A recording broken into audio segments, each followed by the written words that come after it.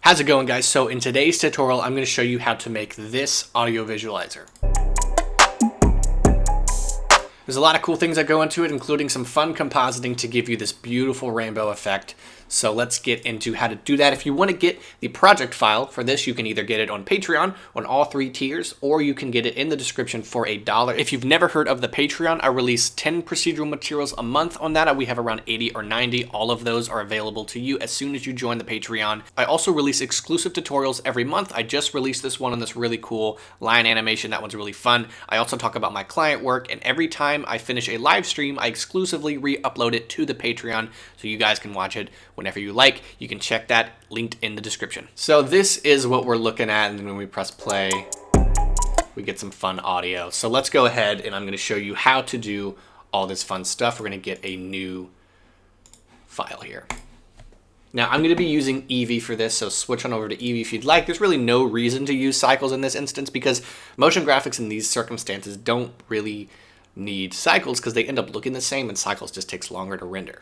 You're going to want to have bloom on, and that's really the only Eevee setting we're going to be utilizing here. So Shift A, and we're going to get a plane.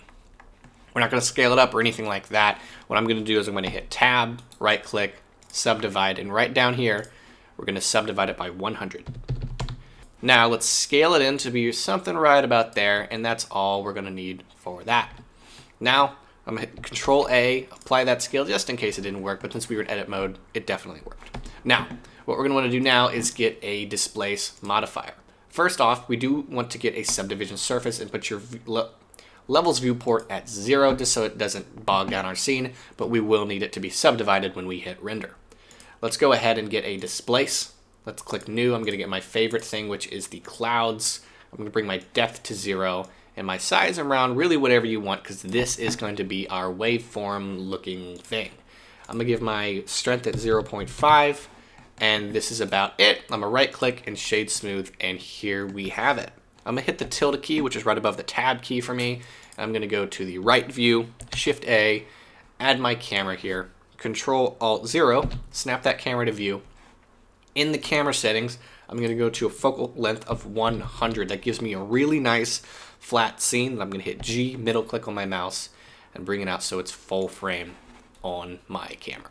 Let's head on over to shading and make the magic happen. So I'm going to minimize these 2 windows. I don't like those, so I'm going to click new, and I'm going to delete this.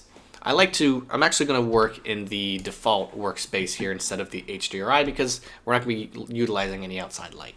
In the world settings here, I'm going to bring my brightness to black. So here in the shading, I'm going to hit Shift A and get a mix shader and plug the shader right here into the surface. I'm going to get an emission.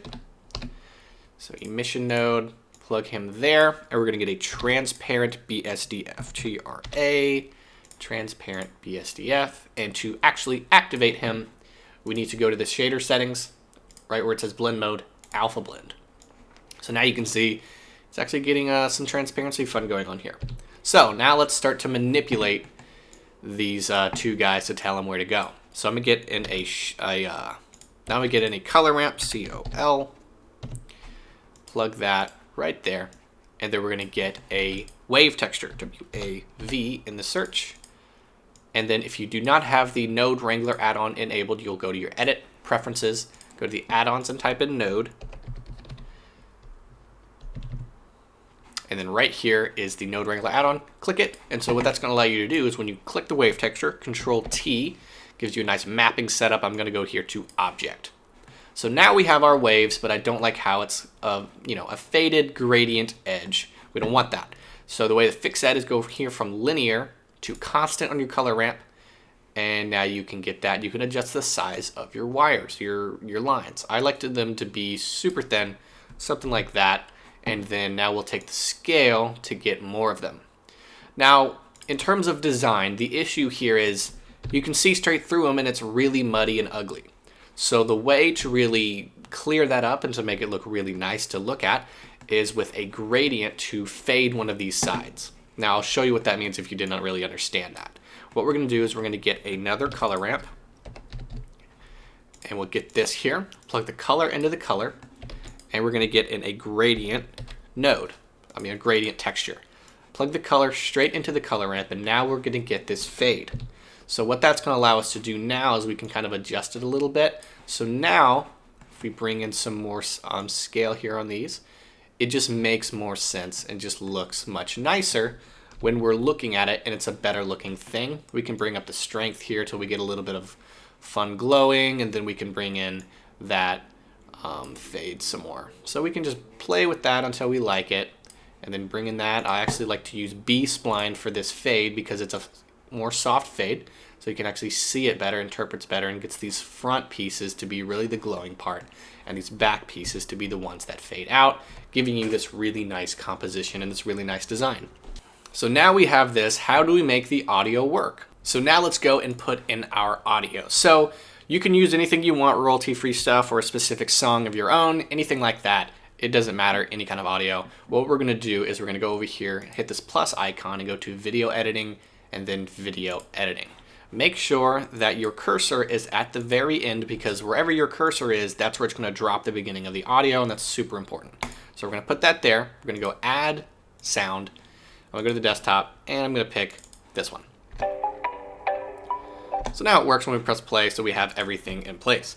But that's not gonna make your geometry work. All right, so now that we have the audio, I'm gonna go to the modifiers, make sure you clicked on your object, head over to the modifiers, and on the strength of your displace, which is gonna be the thing for me that I want to animate, right click, insert keyframe. So I'm gonna bring this timeline up and I'm gonna switch on over here to the graph editor. I'm gonna click key, bake sounds to F curves, and that's going to give us that effect that we're looking for. So I'm gonna make sure I am at frame 1, which is super important. Key, bake sounds to F curves. Go ahead and find that song. And then now, we have all this. Now, we're gonna run into a really serious problem once we get down to the heavy portions of the song. So I'm gonna go back to the timeline here and fix that, which is the problem is going to be this waveform is going to be huge. I'm gonna give myself just 1,000 frames just so we can get to that spot. So right here, you can see how huge that is. That's a bad looking composition. So here's what we're gonna need to do is go to the keyframe modifiers. And so I'm gonna stay on over here to this and go to the max. So that's right about that big is the max we're gonna go here. So let's head back over here to the animation tab. So we're gonna hit these little hamburger icons here, go to key, and we're gonna add in an F curve modifier, and we're gonna choose envelope. So you won't really see anything happen. Let's go over here to the modifiers, and here's the envelope. Let's add a point. Let's give myself some more space here and give it over here. So we have the minimum and the maximum. So in the maximum, you want to bring it down to, the maximum that you want your waveform to be. And here on the minimum, let's go here to the beginning where it is the smallest and, play with it to something like that. So now when we go to those really heavy points of the song, it's not going to, stretch out of our composition. See, that's still a little bit too big for me. So I'm gonna go back to the animation and bring my max down. If you want to hold down shift, it'll give you a more smooth motion here. So something like that is really gonna work for me. And then we can press play. And so that's where you can get a more, less extreme waveform. And now we have a really nice waveform animation. Now, let's head on over to rendering so we can actually composite some colors into this thing. So first off, I do want to add a color here to this one so we can get some color data going. It's just black and white. So I'll just make it blue, not a big deal here. And then bring up the strength a little bit so we get some glow with the Eevee, but we're gonna add some glow in compositing as well, because if we make it too bright here, it will cause some problems. So let's head over to the render image. So we have that, it's Eevee. So let's click on the compositor, click use nodes. I'm gonna hit Shift A and get a viewer, V-I-E, a viewer node, and then we're gonna bring that over here, plug the image into the viewer. So now I'm gonna hold down Shift, right click to do that, and so now everything that gets put on here gets plugged into the composite and the viewer at the same time, and that's really nice.